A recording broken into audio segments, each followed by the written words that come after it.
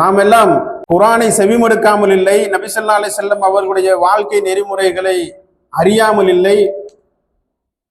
ஆனாலும் கூட இப்பொழுது வாழக்கூடிய மனித சமூகத்தில மிக குறைந்த மனித சமூகம் கலிமா சொன்னவர்களாக இருக்கிறாங்க.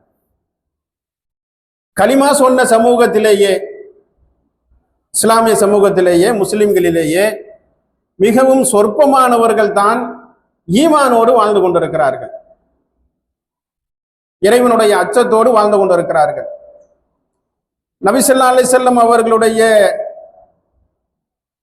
விளக்கல்களை விளக்கியவர்களாக, அவருடைய வாழ்வியல் நெறிமுறைகளை எடுத்து வாழ்ந்தவர்களாக வாழ்ந்து கொண்டிருக்கக்கூடிய மக்கள் மிகவும் சொற்பமானவர்களாக இருக்கிறாங்க. இப்பொழுது வாழக்கூடிய மக்களுடைய மனதில அந்த ஈமானுடைய அளவு மிக குறைந்த அளவாக இருக்கிறது. பல மக்களிடத்திலே அது இல்லாமலே இருக்கிறது. கலிமா சொன்னவர்களை பார்த்து இறையச்சம் வேண்டாமா என்று சொன்னால் வேணும். ஆனால் அந்த பிடிமானம் எப்படி கிடைக்கும்? காரணம் என்ன என்று சொன்னால்,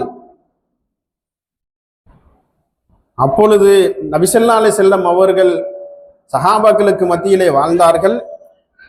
ஒவ்வொரு நாளும் இறைவன் புறத்திலிருந்து அவர்களுக்கு வஹி இறங்கி கொண்டிருக்கிறது. ஒரு சஹாபி ஒரு கேள்வியை கேட்கிறார். அந்த கேள்விக்காக நபி ஸல்லல்லாஹு அலைஹி வஸல்லம் அவர்கள் அமைதியாக இருக்கிறாங்க. திரும்பவும் அந்த கேள்வியை கேட்கிறார், அமைதியாக இருக்கிறாங்க. திரும்பவும் கேள்வியை கேட்கிறார்.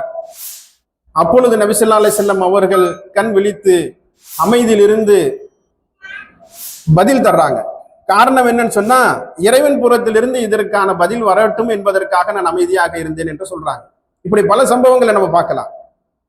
அப்படி இறைவன் புறத்திலிருந்து வஹிகள் இறங்கி கொண்டிருந்தது. இதை பார்த்தார்கள் சஹாபாக்கள், இதை பார்த்தார்கள், நம்பினார்கள், இறைச்சம் கொண்டார்கள். ஆனா நாம என்னத்தை பார்க்க முடியும்? நாம எதை பார்க்கிறது? நாம எதை பார்த்து ஈமான் கொள்றது? அப்ப இறைவன் சொல்றான், ஈமானுடைய உறுதிக்கு தேவையான அத்தாட்சிகளை, ஆதாரங்களை, அதிசயங்களை, சாத்திய கூறுகளை நான் உங்களுக்கு வழங்கி இருக்கிறேன் என்று இறைவன் சொல்றான். ஈமான் கொண்டவர்கள் இறைவனோடு உரையாடுவார்கள். சஹாபாக்களை பார்த்து சொல்லல, நம்மை பார்த்து இறைவன் சொல்றான். 3வது அத்தியாயம் 191வது வசனத்துல இறைவன் குறிப்பிடுகிறான், ஃபீ ஹலக சமாவாதி வல்லாருது, இந்த வானங்களையும் பூமியையும் படைத்த இறைவனை பார்த்து ஈமான் கொண்ட நல்லடியார்கள் பேசுவார்கள். என்ன பேசுவாங்க அப்படின்னா, ரப்பனா, இறைவனை பார்த்து சொல்லுவாங்க, ரப்பனா மா ஹலக்த ஹாதா பாத்தில சுபஹானக ஃபாகின அதாபின்னார், இறைவா இந்த வானங்களையும் இந்த பூமியையும் நீ வீணாக படைக்கவில்லை, எங்களுக்காக நீ வீணாக படைக்கவில்லை என்று இறைவனிடத்திலே அவர்கள் உரையாடுவார்கள்.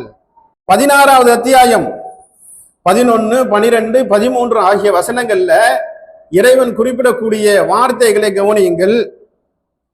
இன்ன ஃபீ தாலிக லஆயாத்தி லிகௌமின் யதஃபக்கரூன, நிச்சயமாக சிந்திக்கக்கூடிய மக்கள் கூட்டத்தாருக்கு இதில் அத்தாட்சிகள் இருக்கிறது. அத்தோடு மட்டுமில்ல, 12வது வசனத்துல இறைவன் சொல்றான், இன்ன ஃபீ தாலிக லஆயாத்தி லிகௌமி யாகிலூன். ஒரே மாதிரி வசனம், ஆனால் ஒரு வார்த்தையை மட்டும் மாத்தி போட்டு இறைவன் சொல்றான். ஆய்ந்து அறியக்கூடிய கூட்டத்தாருக்கு அத்தாட்சிகள் இருக்கின்றன. 3வதாக இறைவன் சொல்றான், இன்ன ஃபீ தாலிக லஆயாத்தி லிகௌமின் யததக்கரூன, இதில் அல்லாஹ்வுடைய கொடைகள், அருள் கொடைகள், நமக்காக கொடுத்த அருள் கொடைகளை நீங்கள் நினைவு கூறும் மக்களுக்கு அத்தாட்சிகள் இருக்கிறது. ஐநானி தஸ்னியாத், உங்களுக்கு 2 கண்களை கொடுத்தனே, நாவே கொண்டு, ஆமா நாக்கு கொடுத்திருக்கிறான். கண்ணு கொடுத்துறான், ஆமா கண்ணு கொடுத்திருக்கிறான். காது, ஆமா காது கொடுத்திருக்கிறான் என்று சொல்லுவதற்காக இல்ல. அந்த கண்கள் எப்படி செயல்படுகிறது? வெறுமன தசை துண்டு தான் அது. அந்த ஒரு கிராம் 2 கிராம் இருக்கக்கூடிய அந்த தசை துண்டு இந்த உலகத்தில் இருக்கக்கூடிய எத்தனையோ விஷயங்களை சாதிக்கிறது. அதை இறைவன் சுட்டி காட்டுகிறான். உங்களுக்கு 2 கண்களை கொடுத்தனே, 2 காதுகளை கொடுத்தனே. வெறுமனே 1 கிராம் இருக்கக்கூடிய ஜவ்வு தான் காதுக்குள்ள இருக்கு.